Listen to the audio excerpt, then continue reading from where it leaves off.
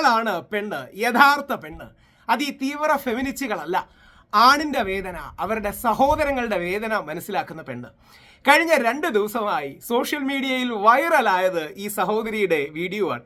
ഇവരാരാന്നറിയില്ല, അവരുടെ പേരെന്താണെന്നറിയില്ല. ഞാൻ കുറേ സെർച്ച് ചെയ്ത് നോക്കി, കിട്ടിയില്ല. ആരെങ്കിലും അറിയുന്നെങ്കിൽ പറയുക. യഥാർത്ഥത്തിൽ ഈ പെൺകുട്ടിയുടെ വാക്കുകൾ വൈറലാണ്. ഓരോ മലയാളിയും ഓരോ മനുഷ്യനും കേൾക്കേണ്ട വാക്കുകളാണ്. പ്രത്യേകിച്ച് രാഷ്ട്രീയക്കാരുടെ വിഭാഗത്തിൽപ്പെടുന്ന ആൾക്കാർ കേൾക്കുന്നതാണ്. അവർ ചെയ്യുന്ന പല കാര്യങ്ങളും സാധാരണക്കാർക്ക് മനസ്സിലാകുന്നുണ്ട് എന്നൊരു തിരിച്ചറിവും ആണുങ്ങൾക്ക് വേണ്ട രീതിയിൽ ഒന്നും കിട്ടുന്നില്ല. അതാണ് പ്രശ്നം. എന്തായാലും ആ പെൺകുട്ടിയുടെ വൈറൽ വീഡിയോ കാണാം.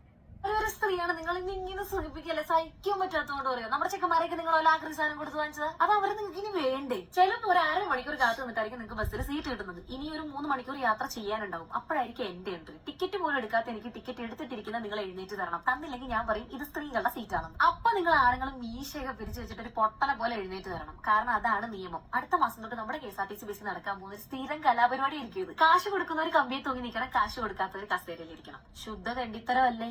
ആണുങ്ങൾക്ക് ഫ്രീ ടിക്കറ്റ് കൊടുത്ത ബസ്സിന്റെ ഗിയർ മാറൂലേ? ആണുങ്ങൾക്ക് നിങ്ങൾ ഏതെങ്കിലും ഒരു സെക്ടറിൽ പുരുഷന്മാരായതുകൊണ്ട് ഇരട്ടി ശമ്പളം കൊടുക്കുന്നുണ്ടോ? അതോ ആളൊന്നിന് പണം കഴിക്കുന്ന മരത്തിന്റെ തൈ വല്ലതും കൊടുക്കുന്നുണ്ടോ? സ്ത്രീ സുരക്ഷയ്ക്കുള്ള മാറ്റമാണിതെങ്കിൽ പുരുഷന്മാരുടെ സുരക്ഷ ആരും നോക്കും? ഒരുപാട് ഞരമ്പന്മാര് ബസ്സിൽ ഉണ്ടാകാറുണ്ട്. എന്നാൽ അറിയാതെ പോലും തട്ടാത്ത മാന്യന്മാരും ഇല്ലേ? ഇനി അറിയാതെ ഒന്ന് തട്ടിപ്പോയി കഴിഞ്ഞാൽ അവർക്ക് പറയാനുള്ളത് പോലും കേൾക്കാതെ അവരെ പീഡകനാക്കി ചിത്രീകരിക്കുന്ന സ്ത്രീകളും ഇതേ ബസ്സിൽ തന്നെ.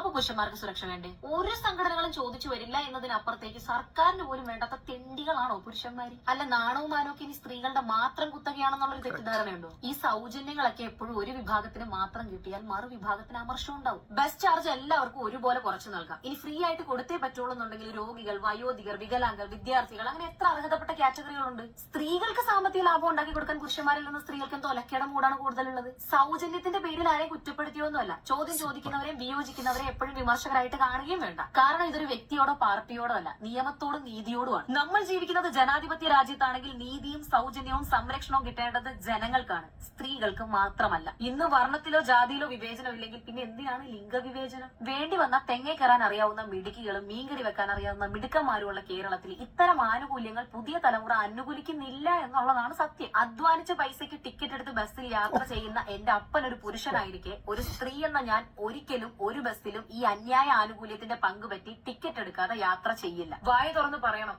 കണ്ണു തുറന്ന് കാണാൻ. ഗംഭീരം. അടുത്തിടയ്ക്ക് കേട്ട രോമാഞ്ചം ഉണ്ടാക്കുന്ന വാക്കുകളാണ്. ആ സഹോദരി ആരാണെന്ന് അവരുടെ കോണ്ടാക്ട് അന്വേഷിച്ചുകൊണ്ടിരിക്കുന്നുണ്ട്. പറഞ്ഞതെല്ലാം സത്യ. ആണുങ്ങൾക്ക് പലപ്പോഴും ആണുങ്ങൾ അരികു ചേർക്കപ്പെടുകയാണ്. ബസ്സിലെ യാത്രകൾ മാത്രമല്ല, എത്രയോ സീരിയസ് പ്രശ്നങ്ങൾ, ഈ കള്ളക്കേസുകളിലൊക്കെ കുടുങ്ങുന്നവരുടെ എണ്ണം ക്രമാതീതമാണ്. സാധാരണക്കാർക്ക് അറിയുന്നതിൽ നിന്നും പേടിപ്പിക്കുന്നതിൽ നിന്നും അധികമാണ്. ആണുങ്ങൾക്ക് യാതൊരു രീതിയിലുള്ള സപ്പോർട്ട് മെക്കാനിസവും ഇല്ല. ഇതേപോലെ സ്ത്രീകൾ, സഹോദരിമാർ ഞങ്ങൾക്ക് വേണ്ടി ശബ്ദവും ഉയർത്തണം.